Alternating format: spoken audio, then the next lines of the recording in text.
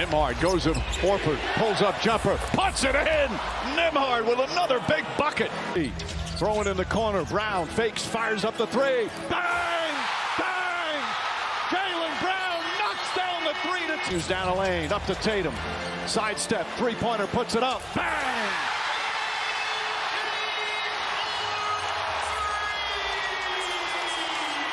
Alright, y'all, welcome back to the channel. Game 1 just wrapped up. The Boston Celtics take a 1-0 lead in the Eastern Conference Finals against the Indiana Pacers, and let me tell y'all, this is about to be a fun series. This really is a series that we never truly thought that we actually needed, because man, these two teams put on a heater. Like, words cannot describe how excited I am for these conference finals. Like, the Nuggets and Wolves, they delivered exactly how I thought that they were going to deliver. And it's the fact that if Boston gets past Indiana, they go on to the NBA Finals, and we're either going to get Tatum versus Luka or Tatum versus Ant. This right here is exactly what I want to watch. I love every single second of it, but we cannot be thinking, 2 weeks, 3 weeks into the future. We need to be focusing on this game 1. 133-128 was the final score. Boston ended up on top in overtime, led by a Jaylen Brown 3 that got them there. And I had watched the Pacers Celtics game earlier from at the beginning of the year, and I told myself that I wanted to see the Boston Celtics not necessarily miss their threes, but I want to see them get a win where it's grinded out, where it's a little bit ugly, just to see if they can do it. You know what I'm saying? Because a lot of people like to say the Boston Celtics haven't seen any sort of adversity all season long. 64 wins. You're running through, the first two opponents that you see in the playoffs. And now you're faced with this Indiana Pacers team. I wanted to see them go out there and win a game where they're not necessarily relying on their threes. Like you see right here, this is a game where Boston only shot 33% from behind the arc, and we know how good they can be from behind the arc. I think this playoffs are shooting about 37%, so that's a 4% drop off from what they normally are. This is a bad shooting night from Boston. But what I wanted to see from Boston is I wanted to see them win by being connected on the defensive side, and I really do feel like they put a big emphasis, because out of the gate, 12-0 run. We saw them do this to Miami. Boston, throughout the whole entire 53 minutes of this game, stayed connected on the defensive end. I mean, communication was there. Switching, great. Drop, great. We were playing very good defense throughout the whole entire basketball game, but their offense was looking a little bit shaky at times. There were some threes that they took, and I was just like, why are you taking that at this point in time of the game? This shot shouldn't have been taken. I understand this is a 2-for-1 situation, but why did you have to take it at this point of the game? And it really does just feel like minor things with Boston's offense, because 15 turnovers or 14 turnovers, we don't necessarily turn the ball over like that. But with all that being said, we need to talk about these players individually, because Jason Tatum showed his ass tonight. Drew Holiday showed up to play. Jaylen Brown showed up to play. That 3 that Jaylen Brown hit, oh my God, man. As a Boston Celtics fan, this is great. This is great. I can't complain. Jason Tatum, 36 points, 12 rebounds, 4 assists, gave us 3 steals. That overtime, he showed his ass and he came to play. This man, I swear to God, there's something about him and 3-pointers this whole entire playoffs. He just can't hit them. He can't hit them. There was one that was wide open in the corner. That could have put us up by a lot. I think that could have actually tied the game. I can't necessarily remember, but there was a wide open 3 in the corner. He missed that. There was a wide open 3 that he had at the top of the key. Not the one that he made in overtime, but the one before. He missed that. That was wide open. He had a wide open layup. Still missed. Don't know how he does it. But Jason Tatum, he hit the most important shots of the game. The second most important shot of the game, because Jaylen Brown hit the first one. Oh my God. When I tell y'all I was praying, like, I'm literally not even joking. I prayed.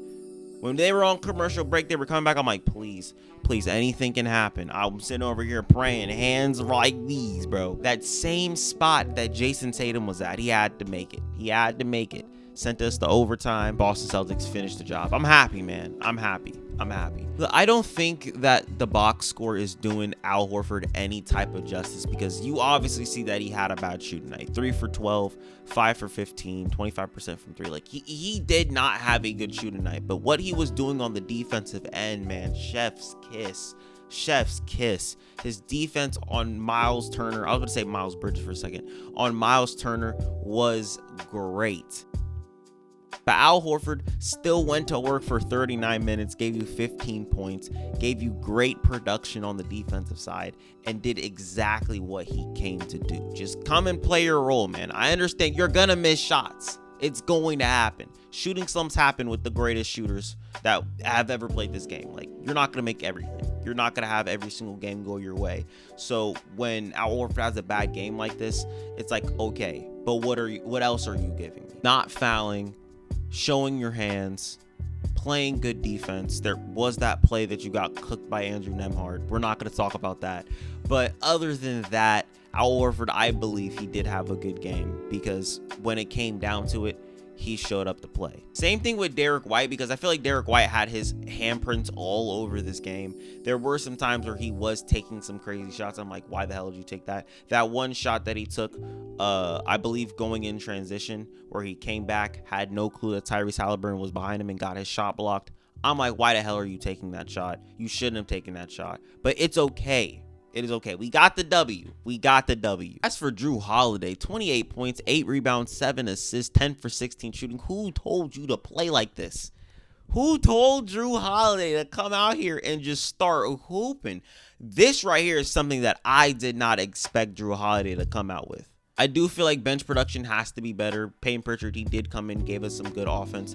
Sam Hauser didn't really give us anything. Luke Cornett gave us a few good serviceable minutes to give Al Horford some rest. I'm fine with that. But other than that, we need to talk about Indiana. I don't see how Indiana can see this as a bad game. You shot relatively good from the field the whole entire game. You were killing them in the mid-range. You were killing them from the 3. You sped them up the whole entire first half. You did exactly what you came in to do.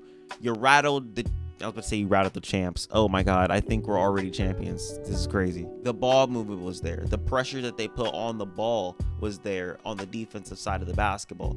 I don't see this as a bad game for Indiana at all, but you're going to need to come with this every single game if you want to compete with this Boston Celtics team.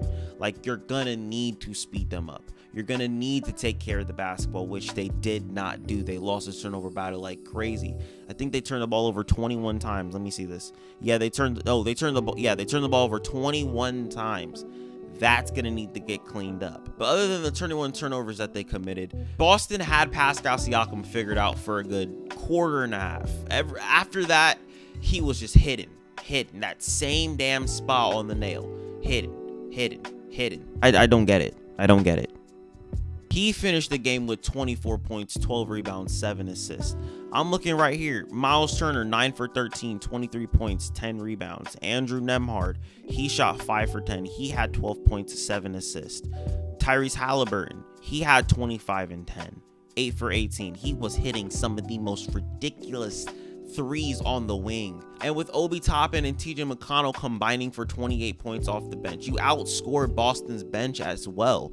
I feel like Indiana is coming out of this with a W in their eyes, but no W to show for it. And I don't think that that's good. I know that there are some things that they can pick up on going into game 2, but I do believe that this is a bad loss. They should have taken this game. And now that you're down 0-1, obviously you have a chance to split the series, take home court advantage going back to Indiana.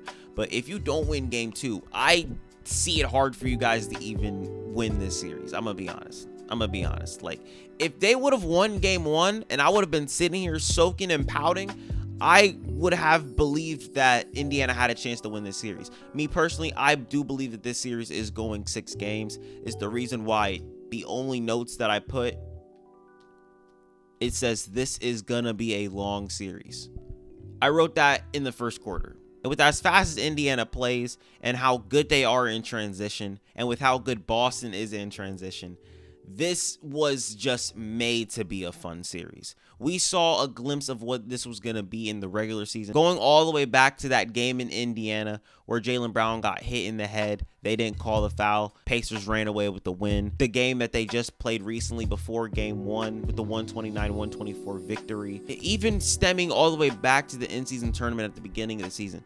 These two teams face off very, very well. This game 1 kind of gave us a glimpse of what this whole entire series was going to look like. You can't really overreact to it because there's still 6 other games that could potentially be played. But that's all I got for y'all today. Hopefully you guys enjoyed this video. Go Boston. Go Boston. If you're a Boston Celtics fan, like this video. If you hate the Boston Celtics, like this video.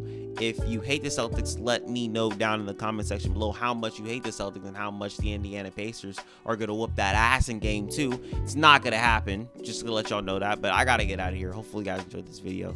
Don't forget to like, comment, subscribe, and share with your friends. And I'm out. Peace.